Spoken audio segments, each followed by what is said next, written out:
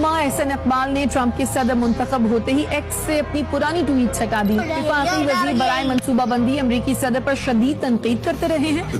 बस हवा निकल गई। ट्रंप जब हारा, जाते जाते उसने जिस तरह मुल्क पर हमला किया, बेशरम लोगों। और दूसरी दफा में उन्होंने कमाल ये कर दिया कि 277 सीटें यानी 277 सीटों के साथ अमेरिका के प्रेसिडेंट मुंतखब हुए। ये एक ऐसी जानदार कैंपेन थी जिसने रोक थोम दी डोनाल्ड ट्रंप के लिए उस रियासतों के अंदर जहां पर जो बाइडेन जीता था। और अगर वो 300 के करीब सीटें ले जाते हैं या 300 से क्रॉस सीटें ले जाते हैं तो जॉन एफ कैनेडी के बाद वो पहले प्रेसिडेंट होंगे अमेरिका के अंदर जो अमरीकी एस्टेब्लिशमेंट के अजाइम को सबूताश करते हुए यहां तक पहुंचेंगे। और अजाइम कौन से थे? ऑब्वियसली दुनिया के अंदर जंगे करवाना, असला बेचना अमरीकी एस्टेब्लिशमेंट का काम है और वो इसराइली खुफिया एजेंसियों के साथ मिलकर दुनिया के अंदर बिजनेस को लीड करते हैं। डोनाल्ड ट्रंप हैं, वो ऐलान कर चुके हैं कि ईरान के साथ मिलकर भी काम होगा। ईरान के ऊपर आने वाले दिनों में सैंक्शंस खत्म हो सकती हैं। कैंपेन का एक बड़ा हिस्सा जो था वो यही था कि दुनिया के अंदर जंगों का खात्मा किया जाए। अस्सलाम वालेकुम।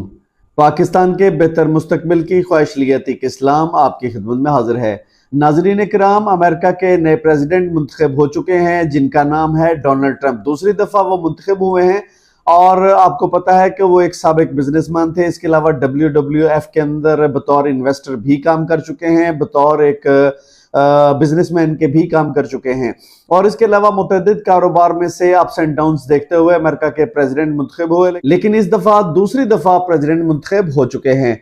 और दूसरी दफा में उन्होंने कमाल ये कर दिया कि 277 सीटें यानी 277 सीटों के साथ अमेरिका के प्रेसिडेंट मुंतखब हुए हैं। उनकी मद्दे मुकाबिल जो थी वो तकरीबन 226 सीटों के साथ दूसरे नंबर पर हैं। और इस वक्त बताया यह जा रहा है कि तकरीबन अमेरिका के अंदर उनकी 315 के करीब सीटें जो है वो निकल सकती हैं।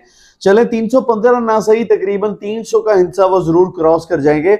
इस सारी सिचुएशन में देखा जाए तो पेंसिल्वेनिया एक ऐसी रियासत थी जहां पर क्लीन स्वीप किया था जो बाइडेन ने पिछली दफा, और 7 रियासतें जिनमें मुतअद्दिद जो है वो पेंसिल्वेनिया भी इसमें रियासत में आती है।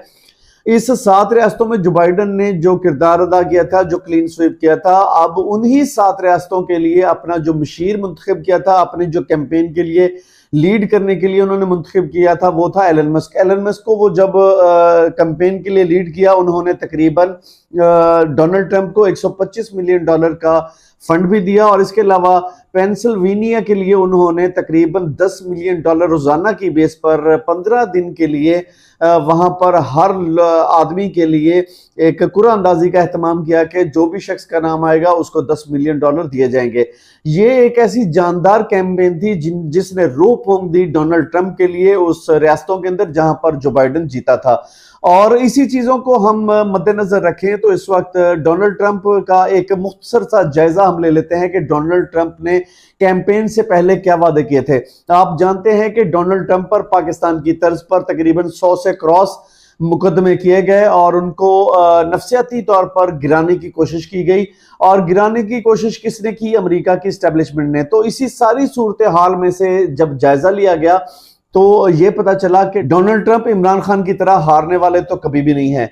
उन्होंने मुकाबला किया और अपने ऊपर लगाए जाने वाले जो केसेस थे और उनका मुकाबला किया, उसमें जमानतें हासिल की और कई के ऊपर उनको सजा भी हुई। एक सजा याफ्ता शख्स जब हाई कोर्ट और सुप्रीम कोर्ट में अब जाएगा, ऑब्वियसली उसको बेल्स भी मिल जाएंगी और उनके केस भी फारिग कर दिए जाएंगे। लेकिन देखा यह जाए थे कि इस कैंपेन के दौरान डोनाल्ड ट्रंप के ऊपर गोली भी चलाई गई और जैसे ही उनके ऊपर गोली चली तो उन्होंने अपनी मूवमेंट गर्दन की इस तरफ की राइट साइड पे, तो गोली जो है वो उनके कान के करीब से होती हुई गुजर के चली गई।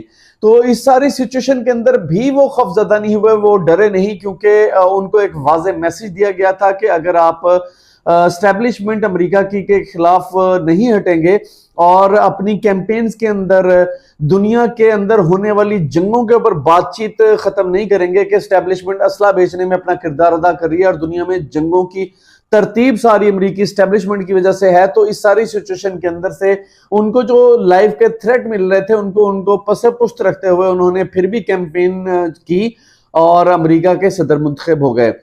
इस वक्त तकरीबन अमेरिका की तारीख में एक नया रिकॉर्ड बनने जा रहा है और अगर वो 300 के करीब सीटें ले जाते हैं, ये 300 से क्रॉस सीटें ले जाते हैं, तो जॉन एफ कैनेडी के बाद वो पहले प्रेसिडेंट होंगे अमेरिका के अंदर जो अमेरिकी एस्टेब्लिशमेंट के अजाइम को सबूताश करते हुए यहां तक पहुंचेंगे। और अजाइम कौन से थे? ऑब्वियसली दुनिया के अंदर जंगे करवाना, असला बेचना अमेरिकी एस्टेब्लिशमेंट का काम है और वो इसराइली खुफिया एजेंसियों के साथ मिलकर दुनिया के अंदर बिजनेस को लीड करते हैं। चाहे वो दवाइयों का कारोबार हो और जंगों का कारोबार हो तो उन्होंने अपना असला बेचना होता है, दवाइयों का कारोबार हो तो दुनिया के अंदर बीमारियों को भेजकर वो दुनिया के अंदर फिर उसकी जो दवाई है उसको भेजते हैं। पहले बीमारियों को भेजा जाता है, फिर दवाइयों को भेजा जाता है और हम जैसे आम सादा लो शख्स उन दवाइयों को खरीद रहे होते हैं और उनको पता नहीं होता कि ये मेडिकली तौर पर दुनिया के अंदर फैलाई जाने वाली एक जंग है, जो कारोबारी जंग है और हमें अपनी सेहत का खौफ लाहक करके वो सिर्फ और सिर्फ दवाइयां बेची जाती हैं। तो ऐसी सिचुएशन के अंदर दुनिया के अंदर जब मुख्तलिफ जगह पर अमेरिका की फोर्सेस इंगेज हो गई और उनको मौशी तौर पर एक जबरदस्त किस्म का नुकसान हुआ और 2002 से लेकर 2023 तक जब मुख्तलिफ जगह पर अमेरिका को जंगों में शिकस्त हो गई और अफगानिस्तान समेत उनको यहां से भागना पड़ा और इसी दौरान में जब उनको मौशी तौर पर बहुत बड़ा झटका लगा और इसी जंग के दौरान जो चाइना है उसने अपने मईशत को परवान चढ़ाकर दुनिया के अंदर अपना बिजनेस फैला लिया। तो इस फलते फूलते चाइना के कारोबार के बाद अमेरिका खतरे में जरूर था कि उनकी जो एक दुनिया में डूबता हुआ जो सूरज है उसको सहारा कैसे दिया जाए, कैसे उसके बिजनेस को बचाया जाए, कैसे उसके बिजनेस को सहारा दिया जाए। तो ये सारी कैफियत थी। मेरा ख्याल है कि अब जो डोनाल्ड ट्रंप हैं वो ऐलान कर चुके हैं कि ईरान के साथ मिलकर भी काम होगा, ईरान के ऊपर आने वाले दिनों में सैंक्शंस खत्म हो सकती हैं।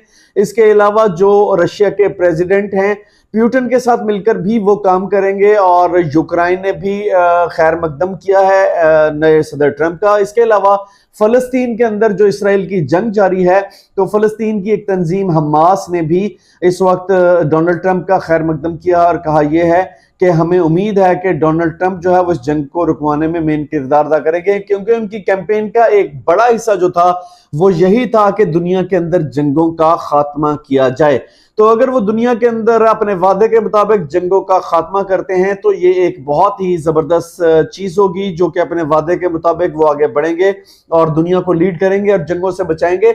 ऑब्वियसली दुनिया पूरी के अंदर एक ऐसा मामला जेर गर्दिश है कि दुनिया के अंदर बिजनेस कोलैप्स हो रहे हैं और आम एक शख्स का जो रहन सहन है वो बहुत ज्यादा तकलीफों के मराहल से गुजर रहा है। तो इस सारी चीज को ऑब्वियसली अगर एक अमेरिका की मईशत जो है वो खराब होगी तो पूरी दुनिया की मईशत उससे खराब होगी। तो इसी चीज को देखते हुए डोनाल्ड ट्रंप ने अपनी मौशी तौर पर अपने मुल्क को आगे बढ़ाने के लिए बात की है और दुनिया को जंगों से बचाने के लिए जो है वो अपने बयान दी हैं और इस वक्त जीत कर भी वो यही बयान दे रहे हैं कि हम जंगों का खात्मा करने जा रहे हैं। इस हवाले से पाकिस्तान के एक अहम अरस्तू जिन्होंने पिछले दिनों में ट्वीट की थी जिसमें ख्वाजा आसिफ सर फहरिस्त हैं और इसके अलावा एहसन इकबाल सर फहरिस्त हैं जिनका ताल्लुक मुस्लिम लीग नून से है और इन दोनों जमातों के दोनों लीडरान ने एक अपनी जो सियासी कसम पुरसी है और सियासी तौर पर जो उन्होंने एक रवैया अपनाया है कि उन्होंने किसी भी किस्म के जो अमेरिका के आने वाले प्रेसिडेंट हैं उनके बारे में अगर एक जानबदारी का रुख किया है, यानी कि उन्होंने डोनाल्ड ट्रंप के खिलाफ बयान देकर ट्विटर के ऊपर इस बात का इजहार किया था कि जनाब डोनाल्ड ट्रंप जो है वो पाकिस्तान के अंदर भी एक डोनाल्ड ट्रंप है, तो यानी वो जेल में कैद है, वो अमेरिका के लिए खतरा है और ये पाकिस्तान के लिए खतरा है। तो इस किस्म की उन्होंने जो स्टेटमेंट जारी की थी, ऑब्वियसली जो डोनाल्ड ट्रंप के मशीर हैं वो इस किस्म की स्टेटमेंट को मुस्लिम लीग नून की स्टेटमेंट को सामने रखेंगे उनके और आने वाले दिनों में फॉरेन पॉलिसी भी तरतीब दी जा सकती है। तो अगर इसमें सारी सिचुएशन में देखा जाए तो हो सकता है कि साबका रजीम चेंज को चेंज कर दिया जाए और जितने भी रजीम चेंज के अवामिल थे उनको जो है वो देखा जाए, परखा जाए कि ये रजीम चेंज किन हालात में ही हो सकता है कि वहां के कुछ लोग जो कि रजीम चेंज में किरदार थे उनको सजाएं भी हों, डोनाल्ड ट्रंप उनके पीछे पड़ जाएं और उनको सजाएं हैं। और पाकिस्तान के अंदर इस वक्त जो फॉर्म 47 की एक हुकूमत है जो कि जाली हुकूमत बताई जा रही है, जिन्होंने सुप्रीम कोर्ट ऑफ पाकिस्तान के एक साबिक चीफ जस्टिस की मदद से पाकिस्तान में ऐसे इलेक्शन की बुनियाद रखी जो कि जाली थे, जो कि मुतनाज़ा थे और पाकिस्तान की तारीख में भयानक तरीन इलेक्शन हुए, जिन्होंने पाकिस्तानी अवाम के मफादात को और उनके जो ख्यालात हैं, उनकी जो सोच है, जो अप्रोच है उनकी, उसको पसे पुस्त डालते हुए, उसको रोंदते हुए एक पाकिस्तानी अवाम के जहन के बिल्कुल बरअक्स जो है जाके जो है वो एक ऐसी जमात को बिठा दिया जिनकी सिर्फ और सिर्फ 17 सीटें थी। उनकी पाकिस्तान की एस्टेब्लिशमेंट ने एक बनाई एक ऐसी जमात कोलिशन के साथ के उनको हुकूमत में ला करके बिठा दिया। लेकिन इस सारी सिचुएशन को अमेरिका देखेगा और ऑब्वियसली ट्रंप जो इमरान खान का दोस्त है, ऐसी सारी सिचुएशन से को देखते हुए इमरान खान को जेल से रिहा करने में उनकी मदद भी करेंगे, जो कि उनकी इलेक्शन कैंपेन का मुसलमानों के साथ और खासकर पाकिस्तानियों के साथ एक वादा था। इलेक्शन कैंपेन के दौरान उन्होंने ये कहा था कि मैं अपने दोस्त को जरूर रिहा करवाऊंगा जेल से। ये सारी सिचुएशन है, पाकिस्तान के हालात बदलने जा रहे हैं। उम्मीद है कि पाकिस्तान के हालात ऐसे दुरानिया पर पहुंचेंगे जिसमें पाकिस्तान की उमंगों के मुताबिक बहुत जल्द हमें फैसले होते हुए नजर आएंगे। ये था आज का व्लॉग और आज का तज्जिया। उम्मीद है कि आपको ये व्लॉग पसंद आया होगा। सब दोस्तों से गुजारिश है कि कमेंट्स में हिस्सा लें, इस चैनल को सब्सक्राइब करें और बेल आइकन को जरूर दबा दें ताकि नोटिफिकेशन आपको मिलते रहें। और आप कमेंट्स में ज्यादा से ज्यादा हिस्सा लेंगे तो हमारा चैनल जो है वो फले फूलेगा। अगर जिनको मेरी वीडियो पसंद आती है तो उनसे स्पेशली दरख्वास्त है कि हमारे चैनल को जरूर सब्सक्राइब करके जाया करें और खाली आप वीडियो देख के ना चला जाया करें, सिर्फ चैनल को सब्सक्राइब करके भी लाजमी जाया करें। बहुत बहुत शुक्रिया। पाकिस्तान जिंदाबाद।